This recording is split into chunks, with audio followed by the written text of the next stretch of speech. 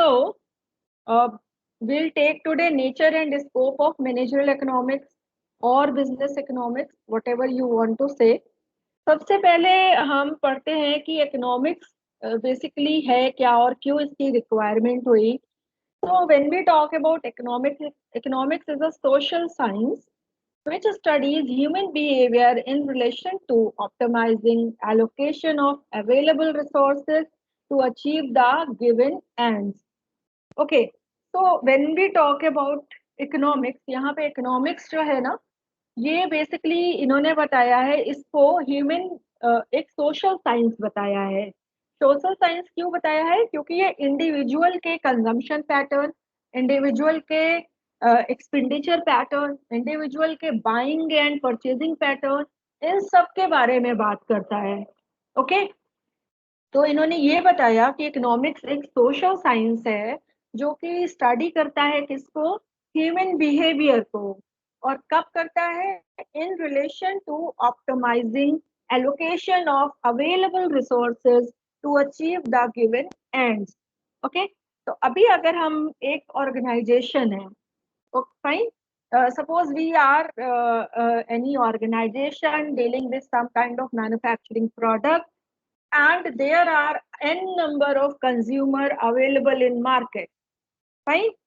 तो unlimited choice होती है किसी भी कंज्यूमर के आगे, लेकिन लिमिटेड रिसोर्स होता है. अनलिमिटेड चॉइस है एक कंपनी के पास भी कि वो ये भी बना ले, वो भी बना ले, ऐसे बना ले, वैसे बना ले, लेकिन रिसोर्सेज हमेशा लिमिटेड होते हैं.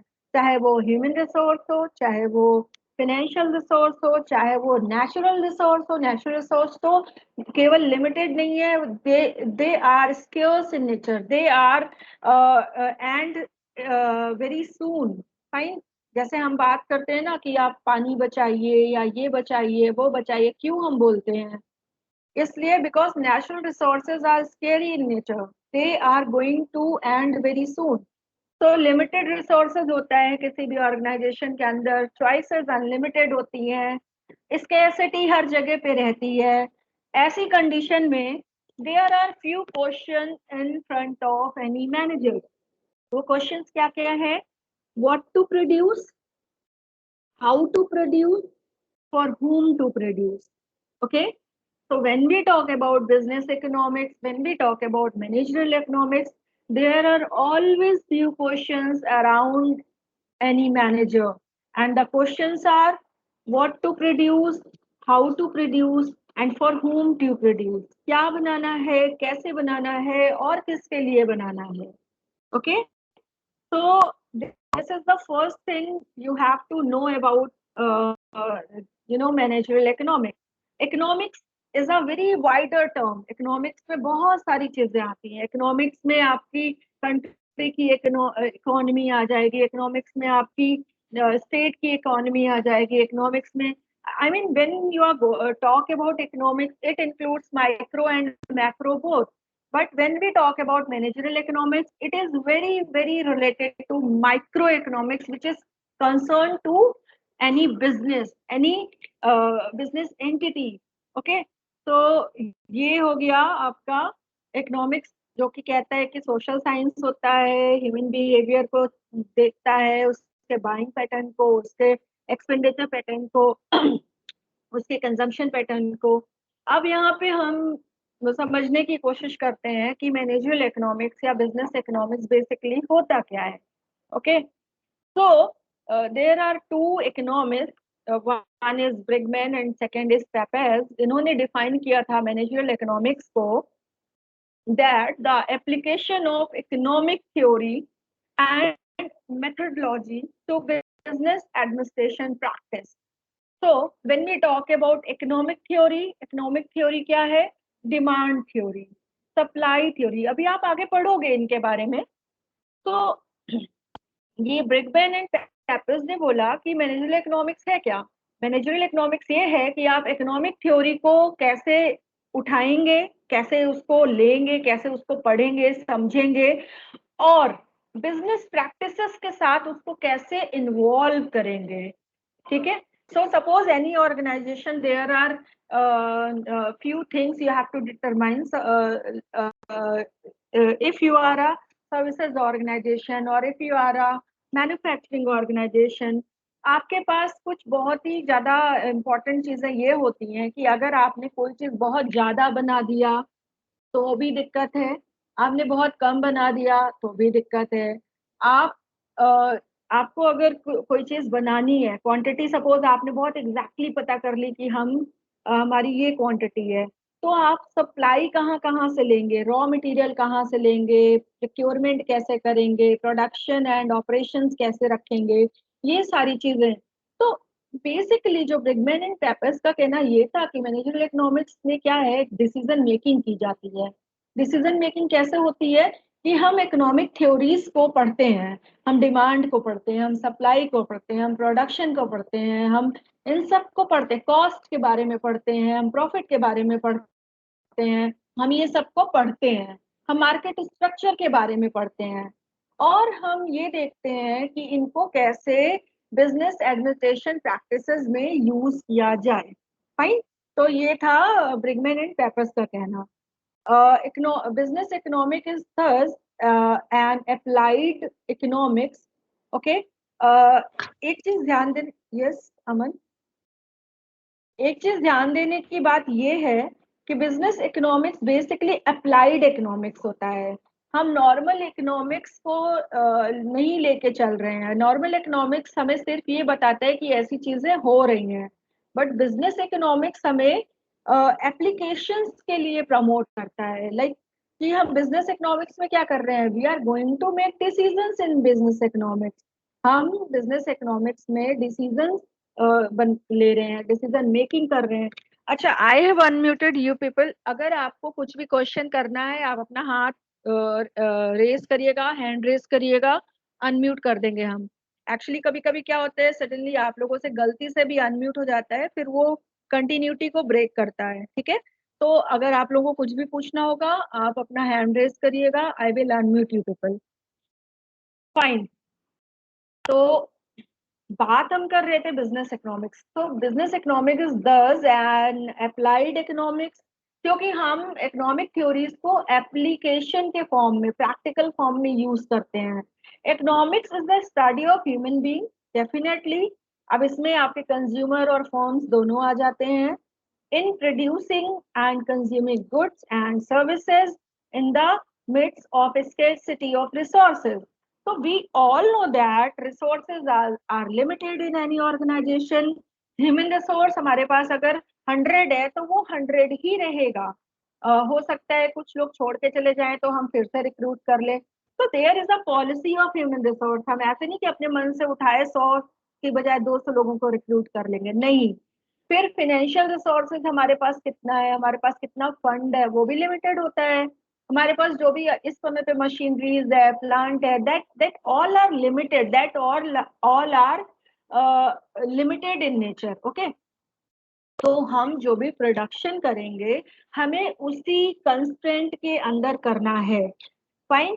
तो बिजनेस इकोनॉमिक्स में जो है हम इकोनॉमिक थ्योरीज को पढ़ते हैं और साथ में बाउंड्रीज को पढ़ते हैं कि हमारी लिमिटेशंस क्या है, हमारी बाउंड्रीज क्या है, और हमें उसके अंदर ही काम करना है। साथ ही साथ हम और क्या पढ़ते हैं, हम फॉर्म्स के बारे में पढ़ते हैं। मतलब कि वो प्रोडक्शन कैसे करता है, कॉस्ट कैसे होती है, प्रॉफिट के बारे में पता लगाते हैं। कंज्यूमर के बारे में अगर हम पढ़ते हैं तो ये पढ़ते हैं कंज्यूमर के बारे में कि कंज्यूमर की चाहत क्या है, यूटिलिटी।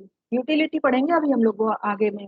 तो कंज्यूमर कैसे किसी एक प्रोडक्ट के लिए यूटिलिटी रखेगा, उस या फिर उसके पास एन नंबर ऑफ प्रोडक्ट हैं तो वो उसमें किस तरीके से प्रेफरेंसेस करेगा। सो कंज्यूमर की बाइंग पैटर्न, कंज्यूमर का परचेजिंग पैटर्न, कंज्यूमर का कंजम्पशन पैटर्न, इन सब के बारे में भी हम लोग इकोनॉमिक्स में पढ़ते हैं।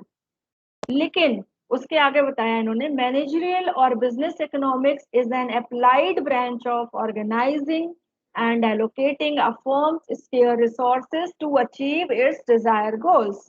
सपोज हम लोगों को 3000 यूनिट कोई प्रोडक्शन करना है। ठीक है। 3000 यूनिट किसी भी चीज का प्रोडक्शन करना है। तो अब हम क्या करेंगे, हम मैनेजरियल इकोनॉमिक्स या बिजनेस इकोनॉमिक्स में, क्योंकि ये एक अप्लाइड इकोनॉमिक्स है। ये केवल पॉजिटिव इकोनॉमिक्स नहीं है, ये नॉर्मेटिव इकोनॉमिक्स भी है।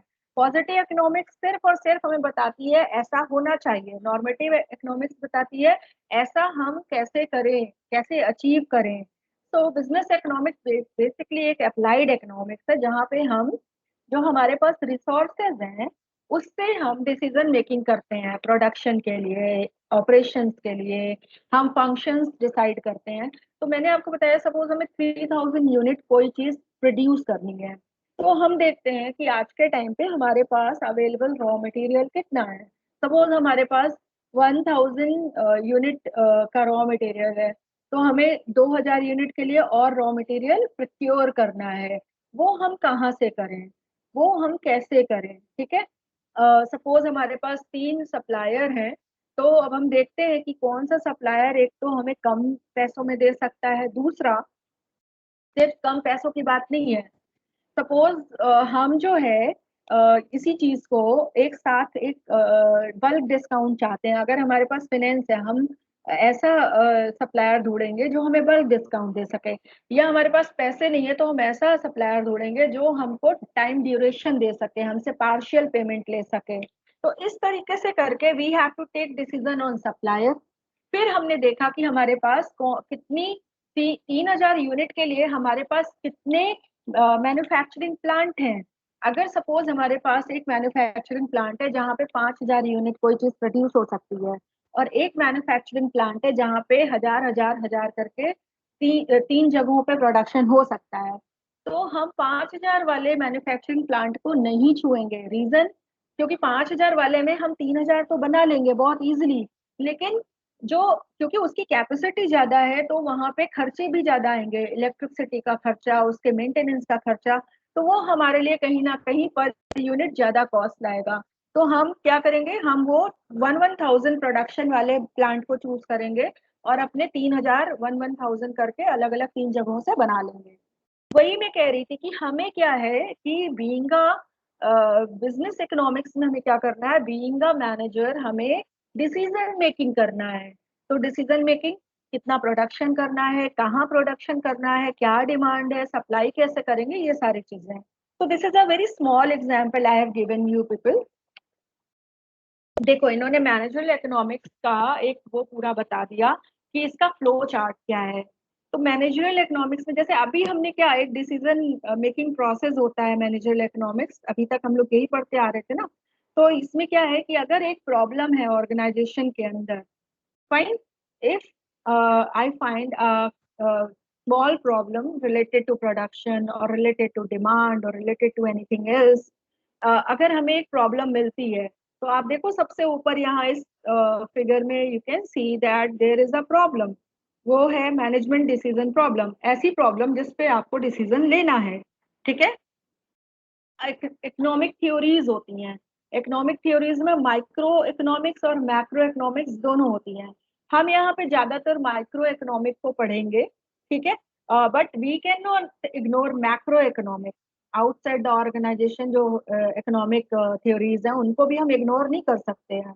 तो हम माइक्रो मैक्रो दोनों का कॉम्बिनेशन लेते हैं। इसमें हम क्या क्या पढ़ेंगे इन थ्योरीज में, we will go for demand, we will go for supply, we'll go for production, we'll go for cost analysis, we'll go for forecasting, we'll go for consumer buying and consumption pattern, we'll go for competitor analysis also। तो बहुत सारी economic activities, economic theories को हम यहाँ पे पढ़ते हैं। और डिसीजन साइंस है जिसमें मैथमेटिकल इकोनॉमिक्स मतलब मैथमेटिकल टूल्स होते हैं, ठीक। हम सिर्फ डिमांड के बारे में पढ़ के हम कुछ उसका निष्कर्ष नहीं निकाल सकते, will actually we have to implement it. तो हम क्या करते हैं कि हम डिमांड को पढ़ते हैं और उसको अप्लाई करते हैं। हम पता लगाते हैं कि एक पर्टिकुलर टाइम पे हमारे प्रोडक्ट के लिए क्या डिमांड रही। तो अगर हमको 5 ईयर का डेटा मिलता है तो हम एक पैटर्न आइडेंटिफाई कर सकते हैं with the help of correlation and regression. क्योंकि हम लोगों ने अभी एसपीएसएस पढ़ा है तो आपके दिमाग में होगी ये चीजें, कोरिलेशन और रिग्रेशन कैसे निकालते हैं।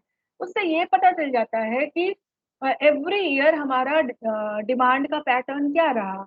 मतलब क्या हो सकता है कि हर साल 10% इंक्रीमेंट आपको डिमांड में दिख रहा हो, तो उसके हिसाब से इस साल भी 10% इंक्रीमेंट रहेगा। तो हो सकता है कि पिछले साल अगर आपका डिमांड 2000 यूनिट तक रहा हो और 2000 का 10% अगर आप लेंगे 200, तो इस साल पे आपको कितना प्रोड्यूस करना है, 2200 प्रोड्यूस करना है। फाइन। तो हम क्या करते हैं कि हमें जो प्रॉब्लम है उसके लिए इकोनॉमिक थ्योरीज और डिसीजन साइंस दोनों को मिलाते हैं आपस में, और यही से आपका मैनेजरल इकोनॉमिक्स बनता है। आप देखिए, इकोनॉमिक थ्योरीज मिली, डिसीजन साइंस मिला, क्या बन गया, मैनेजरल इकोनॉमिक्स। अब मैनेजरल इकोनॉमिक्स के अंदर पे क्या आप करोगे, you are going to make application of these economic theories with the help of decision science tools. So application of economic theories and decision tools to solve managerial decision problem. और इसके बाद क्या है, you are going to make optimal solution to managerial decision problem. ठीक है। मैं एक छोटा सा एग्जांपल बताती हूँ कि आपको सपोज पता लगाना है कि कंज्यूमर का बाइंग पैटर्न क्या है। अगर आप प्रोडक्ट के प्राइस रखते हैं 10 रुपए, अगर आप प्रोडक्ट के प्राइस रखते हैं 12 रुपए, और अगर आप प्रोडक्ट के प्राइस रखते हैं 15 रुपए, ठीक है। तो आप क्या करोगे, आपने तीन अलग अलग प्राइजेस पे कंज्यूमर के बाइंग पैटर्न को एनालाइज किया।